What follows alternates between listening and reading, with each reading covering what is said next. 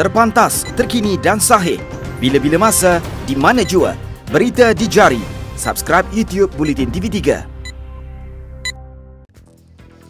Buletin 1.35 Disember bersama saya Syahira Izzati Yaakob. Tajuk utama tengah hari ini. Platform e-dompet hampir sedia bayar RM30 kepada rakyat berpendapatan bawah RM100,000.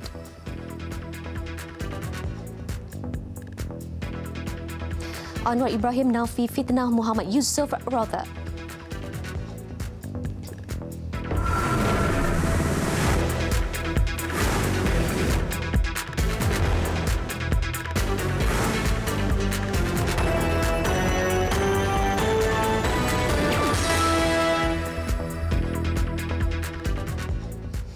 Assalamualaikum dan salam sejahtera.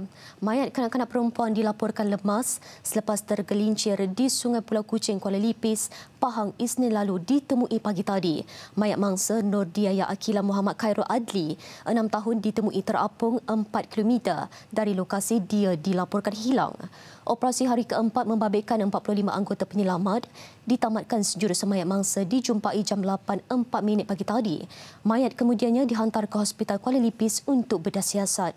Mangsa dilapor terjatuh dan hilang selepas dihanyutkan arus kira-kira jam 10.15 pagi pada 2 Disember lalu ketika turun ke tebing sungai untuk mencuci tangan. Ketika kejadian, dia bersama 7 rakannya berusia antara 6 dan 16 tahun. 2 daripada mereka cuba menyelamatkannya, namun ketiga-tiga mereka dihanyutkan arus. Penduduk kampung yang menyedari kejadian hanya berjaya menyelamatkan 2 mangsa.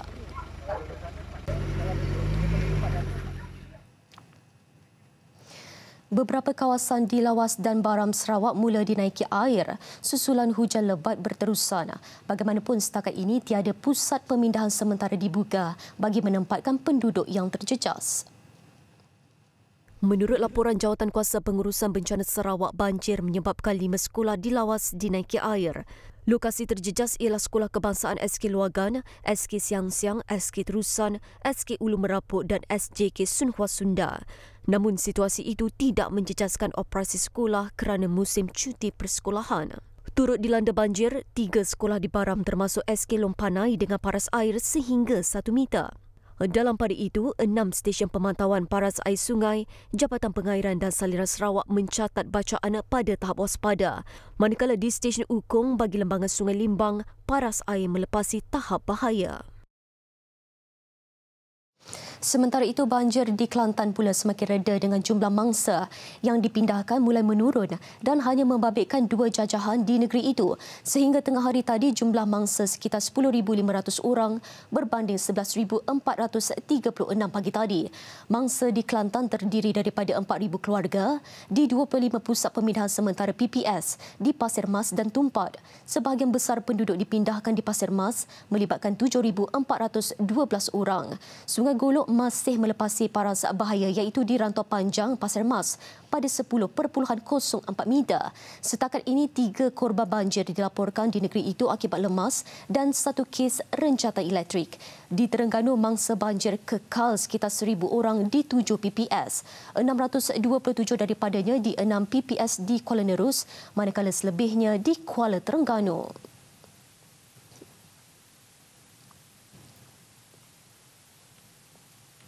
Vivo S1 Pro menerokai gaya anda.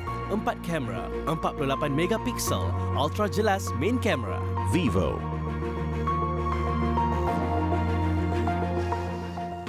Sidang Dewan Rakyat, status laporan Jawatankuasa Bebas Pengurusan Pekerja Asing, kepatuhan dalam pentadbiran awam dan perbelanjaan peruntukan kepada kerajaan yang sebelum ini tidak mendapat pembiayaan yang sewajarnya. Antara tumpuan pada hari terakhir sesi Dewan Rakyat bagi tahun ini. Juga ditanya pelaksanaan pemberian sejumlah RM30 bagi perkhidmatan e-dompet yang bermula Januari tahun depan. Laporan lanjut kita terus ke Parlimen bersama Salina Zakaria. Silakan Salina.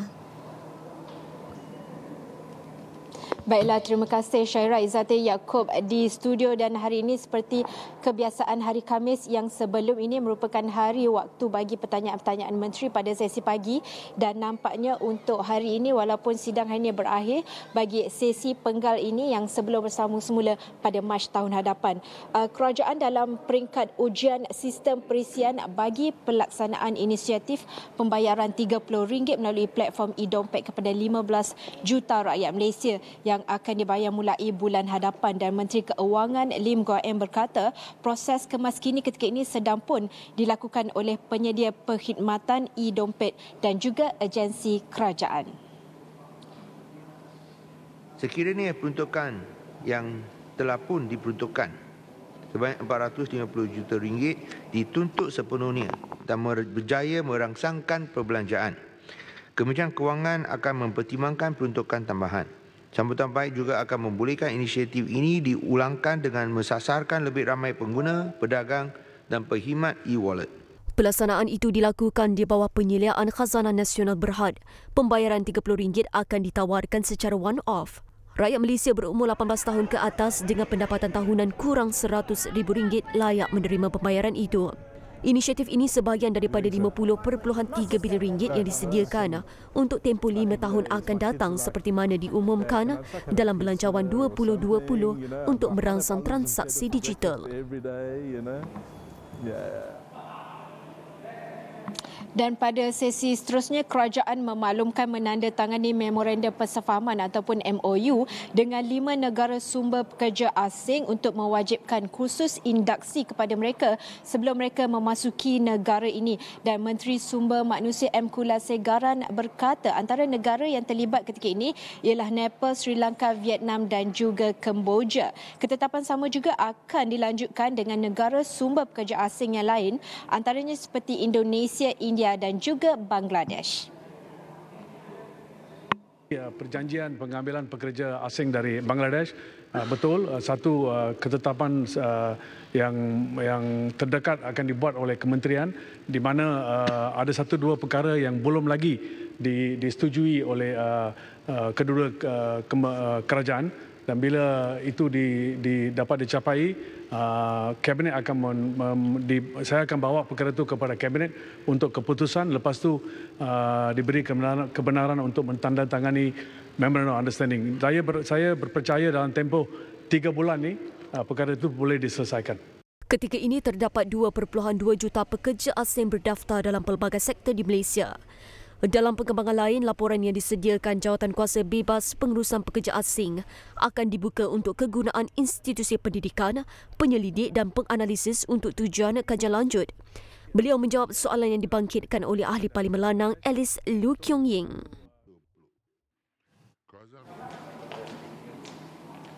Dalam pada itu, pada sesi soal jawab yang seterusnya, kerajaan akan cuba memenuhi permintaan agihan peruntukan yang lebih adil sebagaimana yang digariskan mengikut wawasan kemakmuran bersama sebagaimana yang manfaatkan dalam manifesto pentadbiran Kerajaan Pakatan Harapan. Justru bagi memenuhi peruntukan bagi negeri yang sebelum ini dianaktirikan seperti Pulau Pinang, kerajaan jelas Menteri Keuangan Lim Guo Em berkata akan menambah peruntukan bagi Belanjawan 2020 berbanding RM547 juta yang diterima pada tahun 2017. Oleh kerajaan BN sebelum ini.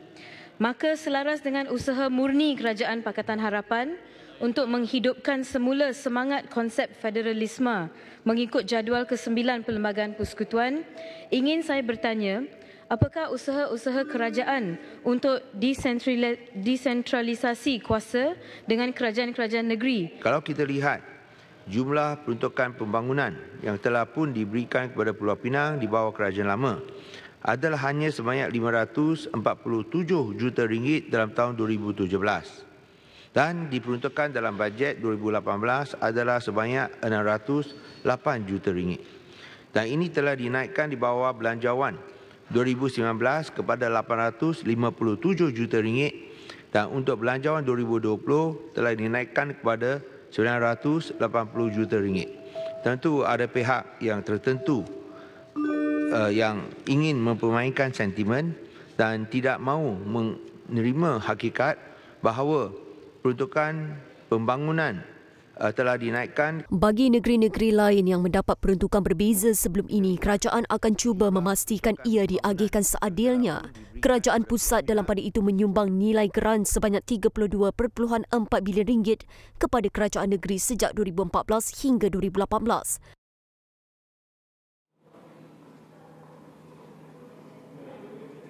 Baiklah, sebelum sesi Dewan Rakyat berakhir bagi penggal ini, Dewan Rakyat menzahirkan kata-kata terakhir dan juga selamat kepada Setiausaha Dewan Rakyat iaitu Datuk Rosmi Hamzah yang bersara selepas 40 tahun beliau berkhidmat di Dewan Rakyat sebagai Setiausaha Dewan Rakyat. Dan kami bagi kru Parlimen mengucapkan terima kasih atas perhatian anda selama penggal bagi tahun 2019 ini. Dan hari ini saya bertugas untuk kali terakhir bersama dengan Priyavati Vasu di Dewan Rakyat. Dengan itu sekian, Assalamualaikum. Kita kembali kepada anda di studio. Baik, terima kasih Salina langsung dari Parlimen. Kita ke laporan seterusnya. Presiden PKR Datuk Seri Anwar Ibrahim menafikan sekeras-kerasnya fitnah dilakukan Muhammad Yusof Rauda yang mendakwa beliau melakukan salah laku seksual terhadapnya pada 23 September lalu. Dalam satu kenyataan media hari ini, Datuk Seri Anwar menegaskan pada tarikh yang didakwa beliau sedang giat berkempen sempena pilihan raya kecil PRK Pak Dickson serta menghadiri majlis memperingati ulang tahun kelahiran Mahatma Gandhi ke-150 di Kuala Lumpur. Presiden PKR itu berkata setiausaha sulitnya Syukri Saad akan membuat laporan polis berhubung isu tersebut.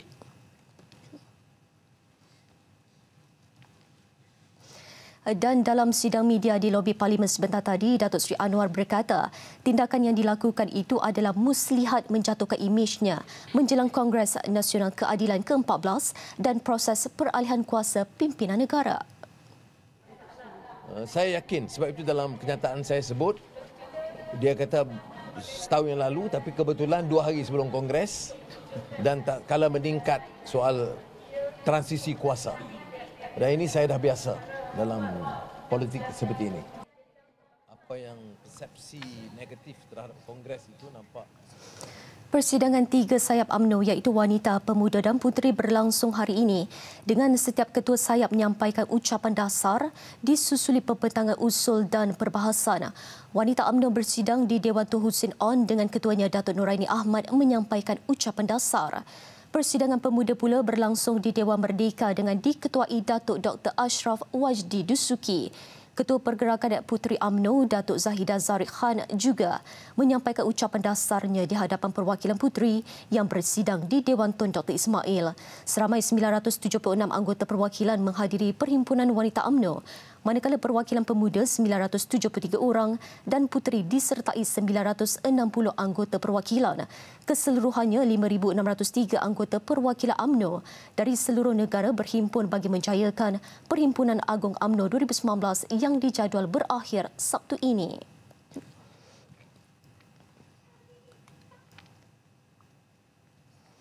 Baik, sektor pengeluaran makanan dan minuman halal dijangka menjadi tumpuan buat usahawan Bumi Putra tahun depan. Persatuan Pengilang dan Industri Perkhidmatan Bumi Putra Malaysia PPIPBM yakin sektor itu berpotensi tinggi dengan permintaan yang semakin meningkat terhadap produk halal buatan Malaysia dalam pasaran antarabangsa. Negara luar terlalu percaya bahawa kita Malaysia ni negara Islam yang boleh produce halal punya production makanan-makanan halal. Kita juga bercakap pasal Indonesia dan Thailand, tapi mereka lebih gemar dengan Malaysia. Mungkin dia tengok dari segi bagaimana kita mengeluarkan produk-produk itu sendiri. Dan terdahulu berlangsung Forum Pasca Belanjawan 2020 yang disertai Menteri Pembangunan Usahawan Datuk Seri Muhammad Rizwan Yusof. Lebih 50% daripada 1,500 ahli PPIPM dijangka menembusi pasaran ekspor pada 2020. Untuk tahun depan, kerajaan menyasarkan 50 bilion ringgit nilai ekspor produk dan perkhidmatan halal negara.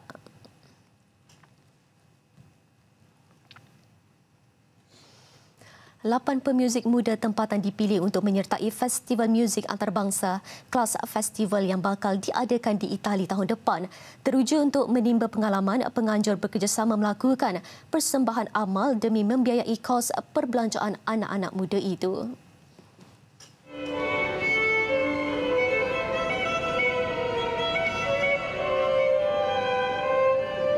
Kelas adalah festival muzik Itali yang membolehkan pemuzik dari seluruh dunia mendalami teknik dan ilmu muzik tanpa mengira genre. Diadakan pada Julai 2020, Malaysia akan menghantar 8 peserta yang terdiri daripada anak muda tempatan yang berpengalaman bermain alat muzik seperti biola dan cello. Kerana kita nak createkan awareness untuk kita punya konsert dan akan kita buat fundraising event untuk Kelas Music Festival dengan mungkin sponsor mereka untuk pergi melanjutkan pelajaran semua.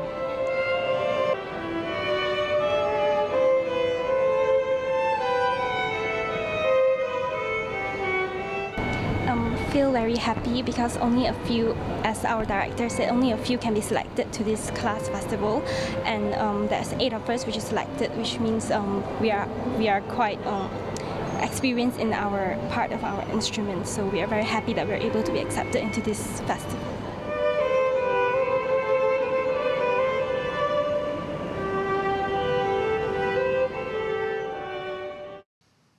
Laporan antarabangsa, negara-negara Arab menggesa supaya komuniti dunia mengambil tindakan konkret untuk menamatkan pendudukan Israel di Palestin. Ia susulan tindakan rejim Zionis berkenaan yang terus-menerus mencabuli undang-undang antarabangsa melalui perluasan wilayah yang bukan miliknya. Kesepakatan ini dizahirkan oleh Duta Besar Palestin, Arab Saudi dan negara anggota Liga Arab di New Delhi. Tegas mereka, Israel perlu diberi tekanan secara berterusan sehingga ia akur untuk mengiktiraf Baitul Maqdis Timur sebagai ibu negara Palestin. November lalu, Amerika Syarikat mengumumkan pendirian baru dengan tidak lagi menganggap penempatan Israel di tebing barat sebagai penempatan haram. Sukan, kontingen negara menambah pungutan pingat hari ini apabila skuad silat kebangsaan menyumbangkan 1 emas dan 1 gangsa. Ia hadir menerusi kategori silat olahraga yang berlangsung di Pusat Konvensyen dan Pameran Subic B, Subic, Filipina. Pingat emas kontingen negara untuk hari ke-5 rasmi Tamasya hari ini diraih menerusi pesilat negara yang membuat penampilan di Tamasya Sukan C, Zulfazli Zulfaka, yang berdepan lawan dari Indonesia, Hanifan Kusuma, kategori D Putra. Dan nyata tuah memihak Zulfazli apabila dinobatkan sebagai juara selepas mengatasi lawan menerusi kiraan mata 3-2. Turut menyumbangkan pingat buat negara pesilat Muhammad Khairi Adi Azhar yang mengutip gangsa dalam kategori A Putra selepas tewas 5-0 pada aksi separuh akhir kepada wakil dari Indonesia, Mustaqim Khairuddin. Perenang elit kebangsaan Wilson Sim gagal memburu emas hat-trick di Sukan C Filipina 2019 selepas menamatkan saingan di tempat kedua acara 400 meter gaya bebas malam tadi. Atlet kelahiran Sarawak itu yang sebelum ini mempertahankan 2 emas pada 2 edisi terdahulu terpaksa berpuas hati dengan pingat perak menerusi catatan masa rasmi 3 minit 49.55 saat. Sukan renang membuka gelanggang Tamasya Sukan C Filipina 2019 di Pusat Akuatik New Clark City semalam. Tumpuan terarah kepada perenang sensasi negara Wilson Sim yang beraksi di peringkat akhir 400 meter gaya bebas selaku juara bertahan 2015 di Singapura dan Kuala Lumpur 2017. Wilson bagaimanapun gagal mempertahankan emas itu apabila tewas kepada juara Olimpik Remaja 2018, Nguyen Hu Huang dari Vietnam yang mencipta rekod baru Tamasya 3 minit 49.08 saat. Sementara Aflah Fadlan Prawira dari Indonesia meraih pingat gangsa. Kekecewaan itu bagaimanapun tidak meluntur semangat Wilson apabila selepas itu dia membantu pasukan negara pula meraih tempat ketiga acara 4x200 meter gaya bebas. Bergandingan bersama Keith Lim, Ho Yan dan Avin Singh Shahal, Malaysia mengutip gangsa dengan catatan 7 minit 27.55 saat. Dalam pada itu, selepas 5 hari Tamasya edisi ke-30 itu dibuka secara rasmi, kontingen Malaysia berada di tangga ketiga kedudukan pingat dengan mengumpul 22 emas, 12 perak dan 23 gangsa. Manakala tuan rumah Filipina terus gah selaku pendahulu dengan 57 emas, 42 perak dan 24 gangsa. Dan berikut kedudukan 5 teratas senarai kutipan pingat keseluruhan.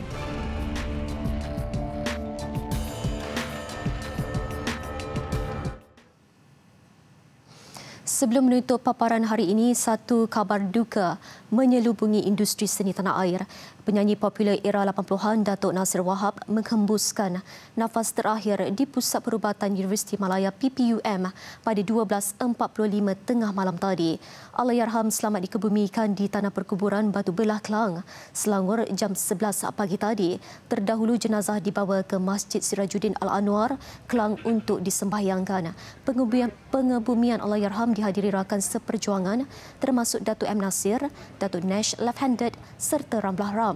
Antara lagu popular nyanyian Allahyarham ialah Memori Cinta Luka dan Bayangan Wajah Luka. Beliau meninggalkan seorang balu dan seorang anak perempuan.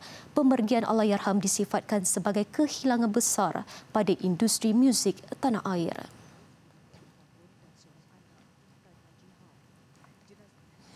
Baik, visual keunikan sebuah restoran di Yogyakarta, Indonesia yang menyediakan terapi ikan buat pelanggan mengakhiri buletin 1.30 hari ini. Saya Syahira Izzati Yaakob. Salam hormat dan Assalamualaikum.